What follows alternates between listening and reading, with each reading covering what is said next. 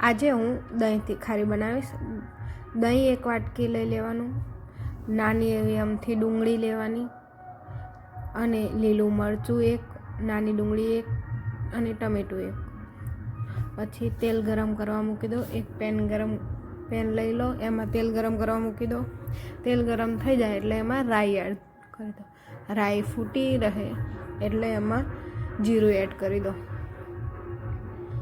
જીરું ફૂટી જાય એટલે આપણે એમાં લાલ મરચું એડ કરીશું, થોડી હિંગ એડ કરીશું અને લીલો લીમડો એડ કરી દઈશું। પછી એમાં પહેલાં ડુંગળી અને લીલું મરચુંને સતળાવા દઈશું। આ બધી પ્રોસેસ આપણે ધીમા તાપે જ કરવાની હોય છે।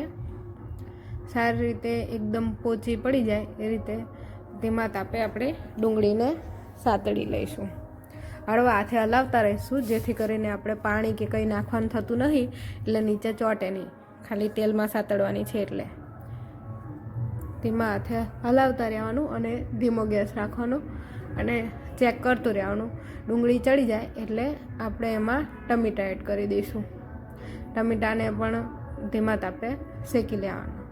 જો આપણે બહુ ઉતાવળ હોય તો આ ડુંગળી ટમેટાં એડ કરીને પછી એમાં સહેજ ચપટી કે મીઠું એડ કરી દઈએ તો પણ જલ્દી એ ચડી જાય છે। પણ મેં એવું કાંઈ કર્યું નથી, મેં એમને જ આને હળવા હાથે હલાવતી રહી અને ચડવા દીધા છે, તેલમાં જ ખાલી સતળાવા દીધા છે। સારી રીતે મિક્સ થઈ જાય, એક તાર થઈ જાય એવું લાગે કે બસ હવે ચડી ગયા છે, એટલે આપણે આમાં મસાલા કરી લઈશું। બધા સૂકા મસાલા, એમાં પહેલાં લાલ મરચું પાવડર એડ કરી દઈશું, પછી હળદર પાવડર એડ કરી દઈશું, થોડું ધાણા જીરું, ગરમ મસાલો। આપણે ગરમ મસાલો ખાતા ના હોય, લીલું મરચું ખાતા ના હોય તો નાખવું ઓપ્શનલ છે, અને સ્વાદ પ્રમાણે મીઠું એડ કરી દઈશું। આને સારી રીતે તેલમાં જ આને પણ શેકાવા દઈશું। આને પણ મિક્સ કરીને શેકાવા દઈશું। આ બનવામાં તો બહુ પ્રોસેસ થવામાં વાર નથી લાગતી, ખાલી ડુંગળી ટમેટું ચડતા થોડી વાર લાગે છે એટલું જ। બાકી આપણે ઘરમાં કંઈ શાક ના હોય અને દહીં પડ્યું હોય એટલે આપણે દહીં તીખારી બનાવીને ખાઈ શકીએ છીએ। જો તમારે આ ડુંગળી ટમેટું ના નાખવું હોય તો એમને પણ દહીં તીખારી બનાવીને ખાઈ શકો છો। એ વિડીયો જોઈતો હોય તો મને મેસેજ કરજો। પછી આમાં દહીં એડ કરી દઈશું। દહીં એડ કરીને આપણે એને બહુ હલાવવાનું નથી।